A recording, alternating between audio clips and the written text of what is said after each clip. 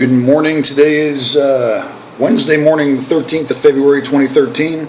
It is the first day after the end of the Carnival celebrations, and almost all of the news in Panama in one way or another is related to Carnival and the end of Carnival. Okay, the only real news story that came up, or the only real scandal that came up during the weekend, there was an artist named Omar, and he was supposed to be contracted to play a concert for the big concert, the last big closing last night for the Carnival celebrations in Panama City. It was released that he was going to get paid like $260,000, and then he came out and said, I haven't signed a contract, and besides, it was just this kind of thing that slowly came dribbling out. He said he didn't have a contract, and if he did have a contract, he wasn't going to get paid that much money. And there's been this back and forth between the company, which I believe is ShowPro, that was going to contract him and his managers, and eventually he didn't end up playing. This morning, or I'm not sure if it was last night or this morning, the producer issued a statement saying the number that was being bandied about, the $260,000, was not what the artist was going to get paid. The artist gets paid a part of that, but then the rest of it was going to be for plane tickets and hotels and fireworks and vehicles and other expenses associated with the production, and that in the end the contract was never executed. ShowPro has now said they're going to come out and sue the artist or the organization or whatever, and they had to hire some other guys at the last minute. So anyway, that was the only real big brouhaha that popped up related to Carnival, and it was because of this guy. Now, the other interesting thing was that the Panamanian artists are protesting the amount of money that these guys got paid. It was Wisin and Yandel. I mean, they're like Spanish rappers, reggaeton kind of guys or whatever. I don't know. Once again, not my gig. But the Panamanians are saying, how come they paid this guy $267,000 and we get paid, crumbs?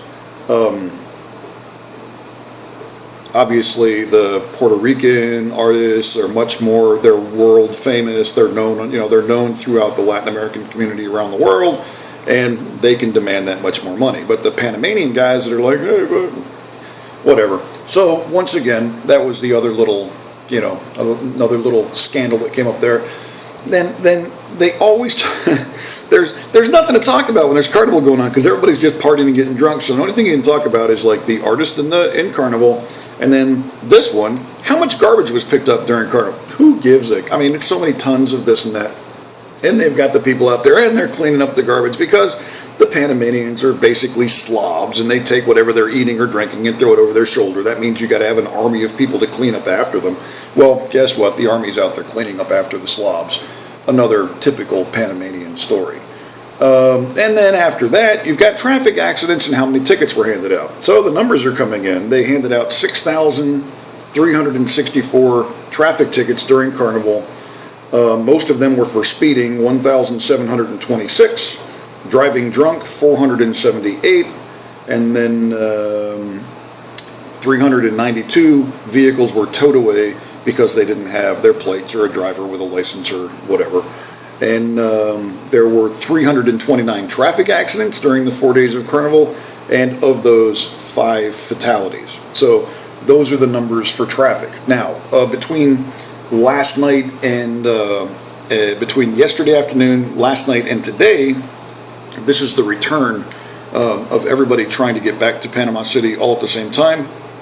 There were like 100,000 vehicles that left Panama City, and then now with every passing minute, there's more and more and more people coming back to Panama, and then pretty much by tomorrow, everything kind of gets back to normal, more or less.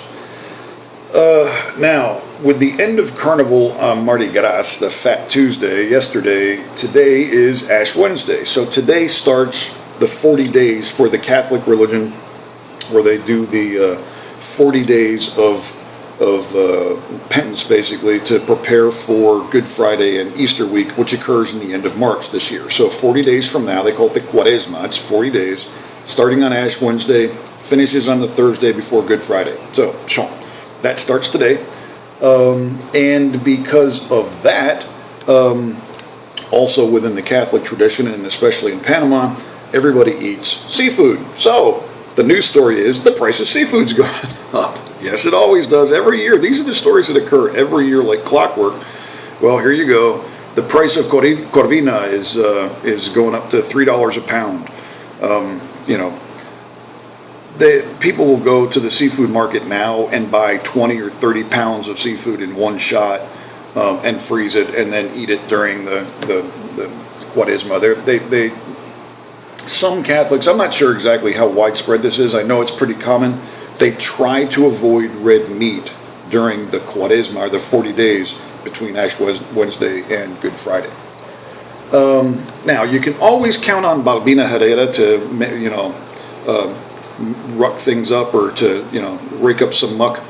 It's not that she's raking up some muck. Over the weekend, the CEO of the Italian Mechanica company was arrested in Italy in relation to a corruption scandal dealing with the sale of 12 helicopters to Italy for like $500 million. Now, the boy was arrested, okay? It's just like, I personally think that here in Panama, the Mechanica deal, because they bought helicopters from their helicopter division, they bought radars from their radar division, and they bought digital mapping services from another division, but all of the same company. And also the government of Italy donated a bunch, 6 patrol boats to be used in the counter drug thing, and basically to sweeten the deal. Now, you got to understand, the government of Italy owns 30% of Finmeccanica. It is a joint venture between private industry and the government of Italy. So if Finmeccanica is corrupt, then the government of Italy is corrupt, and it's official corruption. Basically, think mafia, okay? Because it's Italians and it's organized and it's crime, so it's organized crime by the Italians, therefore it's coming out of Rome, and there you go. It's a big-ass scandal. Now, Panama got nicked on this when this Walter Lavitola guy went down because he was trying to extort money out of the prime minister.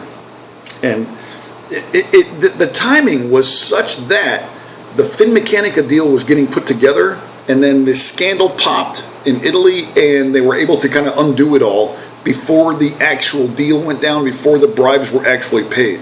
It did come out that there were cost overruns in this contract that was originally negotiated. Those were the bribes that were going to be kicked back to the Panamanian government guys. And who put all of this together? Juan Carlos Varela, the Panamanista guy. When all of this stuff, he's the vice president, was the foreign minister. He put this whole deal together. When all of this shit broke, boom, he got fired.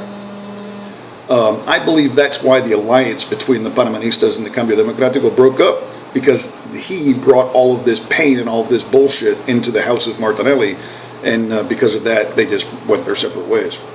Now, Balbina Herrera is saying that the whole Finmeccanica thing in Panama should be investigated because it blew up in Italy and it's going to hit Panama. But I think they basically avoided it. I think they undid it all. They made it all go away and buried it.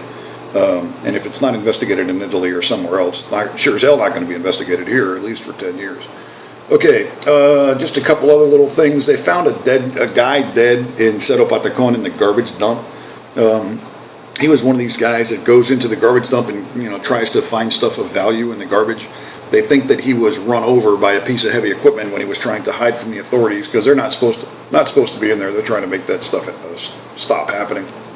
And then lastly, in the Mi Diario newspaper in Cunayala on the Caribbean side, there was a boat, one of these fiberglass pangas, and they'd had 15. They're calling it, they call it chinos.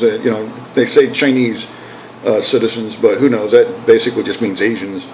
That the boat flipped over. There were 15 people on board, and they say they say senior citizen woman drowned in the accident. So they're going to be investigating that. So anyway, that is it. That's all the news that's worth talking about today, Wednesday, Ash Wednesday, the 13th of February 2013. I hope you had a great carnival. I hope it was safe and that you had a good time and didn't party too much in excess. And thanks for watching. Have a great day. Bye.